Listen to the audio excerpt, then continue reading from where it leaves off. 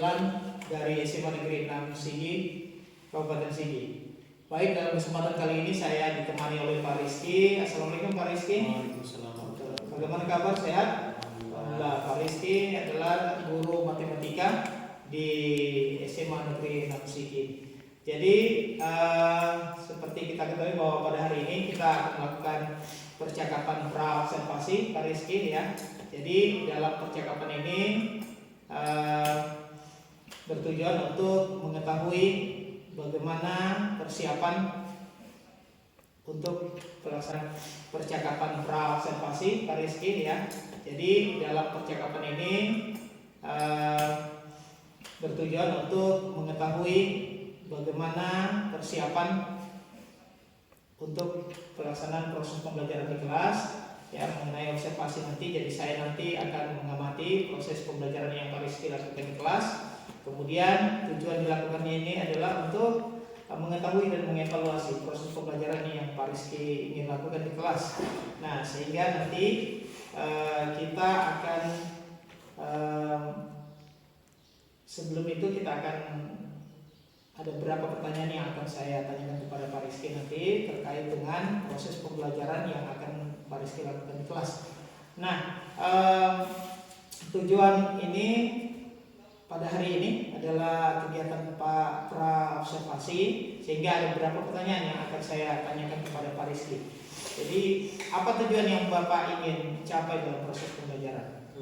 Pada pembelajaran kali ini yang ingin saya capai atau tujuan pembelajaran pada kali ini adalah siswa itu bisa untuk secara umum ya menggambarkan atau membuat sketsa atau gambar dari sebuah histogram dari data. Histogram Pak ya. Oke, jadi bagaimana dengan area pengembangan yang ingin dilakukan di kelas? Kalau kita bicarakan tentang area pengembangan berarti berbicara tentang pengetahuan dan keterampilan dari siswa ya. Jadi untuk di bagian pengetahuan saya ingin siswa itu paham betul bagaimana itu histogram, apa itu histogram, kegunaannya apa, kemudian nanti ya dipakai pada saat apa. Kemudian kalau untuk dari keterampilannya ya saya ingin melihat bagaimana tentang sisi kerapian siswa, bagaimana mendesainnya, bagaimana mereka membuatnya cocok tidak sesuai dengan data yang mereka miliki. Seperti itu untuk area pengembangan siswa. Jadi untuk area pengembangan Bapak melibatkan pengetahuan ya, yang ingin dilihat adalah pengetahuan dan keterampilan siswa. Baik, saya ingin mendengar strategi yang Bapak gunakan dalam proses pembelajaran, baik metode maupun model pembelajaran yang digunakan pada kegiatan pembelajaran itu. Untuk strategi pembelajaran yang akan saya gunakan pada pembelajaran kali ini nanti, mungkin saya bagi per kelompok ya, kelompok nanti berdasarkan ada istilahnya asesmen awal, melihat kemampuan mereka. Jadi nanti akan terbagi berdasarkan asesmen itu, mulai dari yang berkemampuan baik ataupun sedang, karena ada yang masih butuh pembimbingan atau yang masih kurang. Adapun untuk nanti model pembelajaran yang mungkin yang umumnya guru-guru pada gunakan di pembelajaran tahap 21 itu menggunakan pembelajaran model kooperatif. Dalam hal ini yang saya pakai adalah PBL atau problem based learning. Problem solving. Oke, baik. Jadi model pembelajaran yang Bapak ingin lakukan di sini itu melibatkan proses pembelajaran berdiferensiasi Pak ya, dan sosial emosional siswa. Oke, jadi bagaimana dengan media yang Bapak gunakan? Untuk medianya nanti kurang lebih ada yang saya tampilkan melalui proyektor, kemudian nanti ada kuesioner ataupun nanti LKPD yang saya bagikan kepada siswa. Itu pun saya bagi nanti berdasarkan yang hasil tadi di asesmen di awal, jadi tidak semuanya sama karena nanti akan ada nanti yang namanya tutor sebaya seperti tadi yang ada kedekatan emosional atau mereka yang menjelaskan lebih paham siswanya. Jadi saya tinggal mengarahkan dan mengkoordinir bagaimana jalannya diskusi nanti dalam kelas. Oke, baik. Jadi kira-kira kapan Bapak akan melakukan kegiatan proses pembelajaran? Di kelas berapa, jam berapa? Untuk yang diajarkan kali ini ada di kelas 10, lebih tepatnya di 10A. Untuk jadwalnya nanti itu di hari Rabu. Hari Rabu Pak ya. Hari Rabu tanggalnya nanti sebelum kalender, intinya nanti itu dari jam 7.15 sampai dengan jam 9.30. Oke. Untuk melalui proses hari ini, apa yang Bapak dapat dari percakapan ini? Berdasarkan percakapan kita hari ini, tentunya banyak sekali manfaatnya. Yang pertama, saya tahu apa yang harus saya lakukan di kelas, kemudian apa yang perlu saya tambah, perlu saya perbaiki lagi sebelum kita lakukan nanti observasi, kemudian nanti bagaimana dampak atau impactnya terhadap siswa yang ingin saya bicarakan.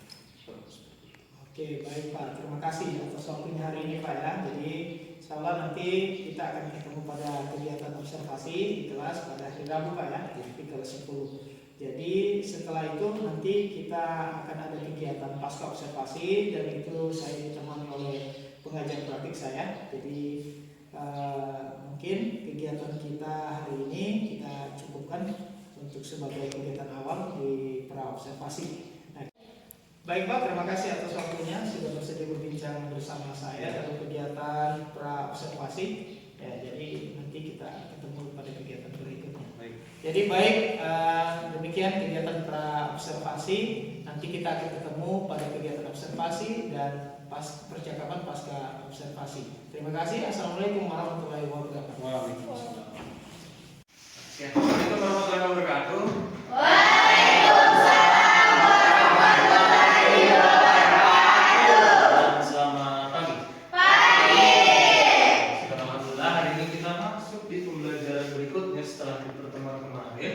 Kalau di pertemuan kemarin kita pelajari tentang tabel distribusi frekuensi, maka hari ini kita pelajari tentang histogram.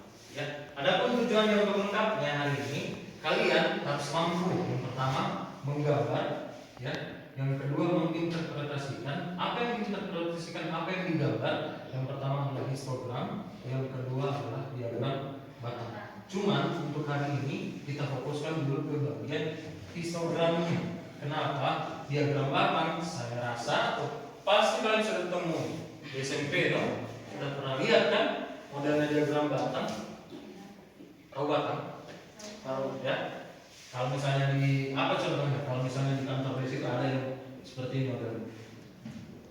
Ada yang tinggi, ada yang rendah, ada yang ya, cuma sedikit model begini. Diatur di dalam dari ya, diatur di dalam dari yang pertama misalnya nanti ada frekuensi, ya, ada frekuensi, kemudian nanti di sini indikator apa yang mau kita cari, misalnya tadi itu ya, tinggi badan misalnya, ataukah misalnya nanti jumlah penjualan komputer atau misalnya penjualan mobil, nanti itu kita lihat di dalam. Nah ini diagram batang.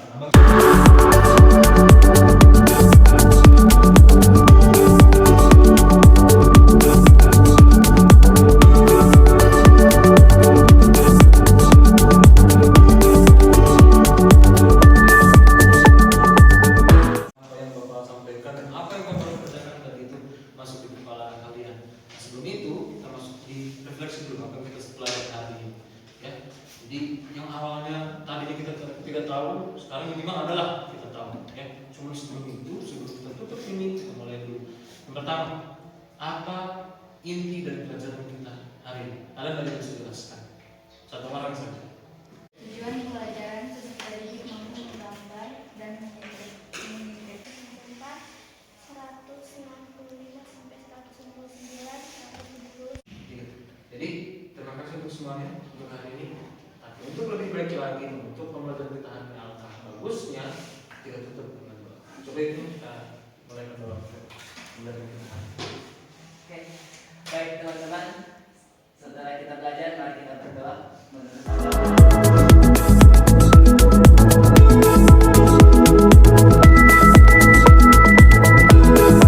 Berdoa selesai. Oke, terima kasih untuk hari ini. Bapak Kiri, Assalamualaikum warahmatullahi wabarakatuh dan selamat pagi. Waalaikumsalam warahmatullahi wabarakatuh. Ya, assalamualaikum warahmatullahi wabarakatuh. Ya, alhamdulillah bersama saya Ahmad Rifai, CGP Kabupaten Sigi, SMA Negeri 6 Sigi, dan di depan saya ada Pak Reski Bagaimana kabar Pak Reski? Alhamdulillah baik ya. Oke, jadi dan di tengah-tengah kita juga hadir Ibu Ramawati sebagai pengajar praktik. Assalamualaikum Ibu. Waalaikumsalam. Jadi untuk hari ini kita ada di kegiatan pasca observasi. Setelah kita melakukan kegiatan observasi, nah sehingga ada beberapa pertanyaan yang akan saya tanyakan kepada Pak Reski ya, terkait dengan proses pembelajaran yang sudah dilakukan di dalam kelas. Ya, ini sebagai evaluasi untuk bagaimana melihat kegiatan saat pembelajaran di kelas. Ya, jadi bagaimana perasaan Bapak dalam kegiatan observasi kemarin? Kalau ditanya perasaan pasti ada tegangnya. Tegang ya? Karena namanya observasi pasti dilihat-lihat juga kita punya gerakan tingkah laku. Kemudian saya juga ada perasaan takut salahnya jangan nanti keluar dari koridor RPP yang sudah disusun. Makanya ya tapi berusaha untuk melakukan yang terbaik untuk pelaksanaan di kelas. Perasaan tegang masih ada Pak ya? Oke. Pasti ada. Bisa diceritakan kembali area pengembangan apa yang Bapak lakukan dalam kelas dan langkah apa atau tahapan yang Bapak lakukan bersama anak-anak? Pada umumnya kalau mau bicara di area pengembangan berarti saya harus susun itu di RPP pastinya Bu. Jadi RPP saya itu bikinnya sesuai dengan apa bilangnya gaya belajar siswa, lebih tepatnya untuk perkembangan pembelajaran zaman sekarang berkaitan dengan Merdeka Belajar. Berarti saya sesuaikan dengan gaya belajar mereka, kan ada yang kinestetik, ada yang auditori, ada yang visual. Berarti lebih ke berdiferensiasi artinya tentang mereka lebih senangnya dengan belajar yang seperti apa. Jadi saya sesuaikan dulu seperti itu. Kemudian setelah saya lakukan itu di awal pembelajaran, jadi ada pertanyaan pemantiknya. Dari pertanyaan pemantik itu saya bagi kelompoknya, artinya ada yang bisa, ada yang sedang, kemudian ada yang perlu untuk dibantu. Ya nanti kelompoknya itu kurang lebih tadi itu 4 sampai 5 orang karena melihat kondisi kelas kita. Dalam kelas itu Bu, soalnya dalam satu kelas itu 36 siswa, jadi memang agak banyak. Kemudian harus disesuaikan lagi dengan gaya belajar mereka. Jadi ya seperti itu harus disesuaikan awalnya. Kemudian untuk area pengembangannya itu berarti kita bicara di pengetahuan dengan keterampilannya, kurang lebih seperti itu. Iya. Jadi di pengetahuannya itu siswa itu harus bisa memahami dan bisa untuk tahu apa minimal itu manfaat atau penggunaan dari histogram. Jadi histogram. Jadi kita tidak bicara hanya untuk hari ini, tapi bagaimana nanti ke depannya selepas dari sekolah atau bahkan nanti dari mereka belajar, mereka harus tahu itu penggunaannya di masyarakat seperti apa. Jadi tadi di kelas ternyata bahwa memang ada yang sudah terlibat langsung dengan di masyarakat, bahwa mereka penggunaannya contohnya apa, misalnya ketika yang belum lama ini di penggunaan penghitungan surat suara yang menggunakan kalau kami di matematika itu namanya tali, tulisannya TALI. Jadi 1, 2, 3, 4 coret, 1, 2, 3, 4 coret seperti itu. Jadi ternyata anak-anak sudah ada yang terlibat langsung di masyarakat seperti itu. Jadi saya tadi agak lebih mudah juga untuk penggunaannya. Cuman memang sedikit ada yang mereka kurang pahami bahwa untuk histogram ini lebih tepatnya. Histogram sebenarnya gampang. Jadi kita hanya membuat daftar diagram batang, tapi modelnya mempet artinya berhimpitan. Jadi untuk memperoleh chart ini siswa itu dia harus melakukan perhitungan. Nah, di situ pengetahuan itu. Dan tingkat keterampilannya mereka hanya menggambarkan ini. Jadi itu yang saya kejar untuk bagian keterampilan, tapi untuk di pengetahuannya untuk sampai ke gambar ini yang memang perlu pendekatan khusus terhadap anak-anak. Makanya tadi itu saya bagi di awal menggunakan gaya belajar apa mereka. Berdasarkan tadi ada yang mampu, ada yang sedang, ada yang perlu diperhatikan. Jadi yang mampu itu akan nanti jadi tutor sebaya untuk mereka yang kurang atau bahkan yang sedang. Nah, jadi tinggal saya lihat kalau yang tutor ini mereka mampu untuk estetik, yang ini mampu untuk auditory, yang ini untuk visual. Jadi mereka yang membantu saya sebenarnya untuk dalam pembelajaran itu. Memang sedikit ada kendala karena terlebih lagi kemampuan atau daya tangkap siswa itu yang memang yang masih memang perlu untuk ditingkatkan. Ini kurang lebih seperti itu sih. Sudah sangat bagus ya yang Bapak lakukan ini kan menyentuh pada aspek pengetahuan dan keterampilan ya. Jadi sejauh mana menurut Bapak, apakah sudah berhasil dalam proses tersebut atau seperti apa? Jadi untuk pencapaian keberhasilannya menurut Bapak sejauh mana? Untuk tingkat keberhasilan saya rasa masih ada yang perlu untuk diperbaiki sebagaimana selayaknya kita dalam pembelajaran. Artinya pembelajaran tidak bisa kita bilang berhasil atau gagal, karena kalau kita sudah menjudge seperti gagal atau berhasil pun itu berarti kita masih ada yang kurang. Nah, yang perlu kita perhatikan adalah berarti kembali ke peserta didik. Jadi apa yang saya perhatikan tadi berdasarkan hasil pembelajaran bahwa memang perlu, memang harus dilakukan untuk perbaikan kembali. Ya, karena sekali lagi seperti saya bilang, untuk menggambar itu mungkin mudah untuk hanya sekedar menggambar untuk keterampilan, tapi untuk sampai bisa menggambarkan seperti itu dengan daya tangkap belajar siswa tadi yang masih kurang, saya rasa perlu untuk dilakukan perbaikan mungkin di pertemuan berikut atau 3 atau dan seterusnya nanti untuk ke depan. Pendalaman ya. Iya. Jadi kalau Bapak melihat mungkin ya kurangnya tadi di situ ya, atau kendala ya yang dihadapi. Nah, kira-kira menurut Pak Reski adanya kekurangan dan kendala itu mungkin apa yang menjadi penyebab dari hal tersebut? Pertama adalah saya bisa bilang dengan banyaknya jumlah siswa yang tadi saya bilang 36 siswa dalam satu rombel dalam satu kelas, kegaduhan itu tidak bisa dihindarkan. Kalau kita belajar kelompok ya, karena belajar kelompok, ada yang baku korek-korek lah, ada yang baku garas, sudah pasti itu sedikit banyaknya jadi pemicu. Yang saya bilang tadi itu daya tangkapnya siswa itu kurang. Kemudian mungkin tadi saya juga masih kurang di bagian pendampingan. Kemudian untuk teman-teman yang menjadi tutor sebaya mungkin perlu juga dimantapkan kembali ya, karena memang waktunya tadi saya rasa memang pembelajarannya harus perlu ada perbaikan dengan beberapa 2 atau 3 kali pertemuan lagi baru mungkin kelihatan hasil lebih maksimal. Oke, berarti memang baik dari siswa secara keseluruhan ya, mungkin jumlah yang mempengaruhi ya keadaan, sehingga mungkin ada yang ya seperti Bapak bilang tadi gaduh dan sebagainya ya. Nah, sehingga itu mempengaruhi konsentrasi pasti ya untuk siswa yang lainnya. Adapun yang tutor sebaya juga mungkin butuh pendalaman lagi ya, pemantapan supaya bisa juga ikut memberikan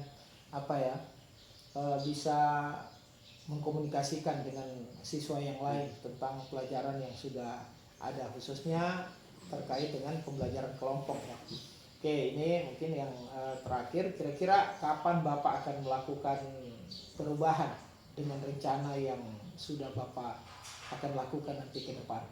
Ya. Untuk rencana perubahan atau pemantapan kembali mungkin saya analisis dulu seperti saya bilang tadi, di mana mungkin saya harus cari dulu letak-letak yang memang perlu untuk ditingkatkan dan mana yang harus saya pertahankan.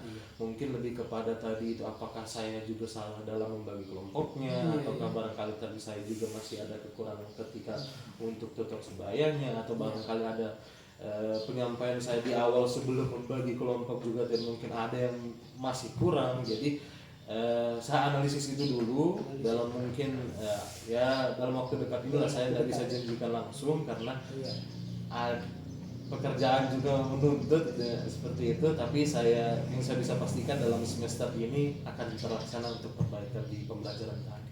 Oke, iya. Terima kasih Pak Reski ya. Saya berharap ini bisa Pak Reski lakukan dengan sebaik mungkin dan mungkin dalam waktu dekat, dan tentunya ini sangat baik ya. Saya melihat Pak Reski sudah melakukan hal-hal yang perlu dilakukan sebagai seorang guru, mulai dari tadi pembagian kelompok dan sebagainya ya, tetapi mungkin dari situ juga ada kekurangan-kekurangan ya dalam hal kegiatan pembelajaran yang dilakukan. Nah, sehingga Bapak sudah menyampaikan tadi untuk melakukan perubahan, dan itu sudah terlihat Bapak sudah bisa mencari solusi dari kekurangan yang dihadapi atau kendala yang dihadapi di dalam proses pembelajaran. Jadi terima kasih Pak Rizky, dalam kegiatan pasca observasi ini sudah sangat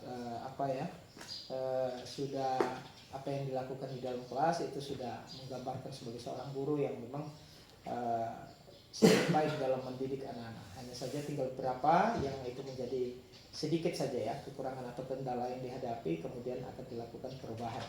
Jadi demikian barangkali untuk kegiatan diskusi untuk kegiatan pasca observasi bersama Pak Rizky, dan dalam kesempatan kali ini saya berikan kesempatan kepada Ibu sebagai pengajar praktik untuk memimpin diskusi atau memberikan tanggapan dari diskusi kali. Saya persilahkan kepada Ibu. Baik, terima kasih. Assalamualaikum warahmatullahi wabarakatuh. Assalamualaikum warahmatullahi wabarakatuh. Iya.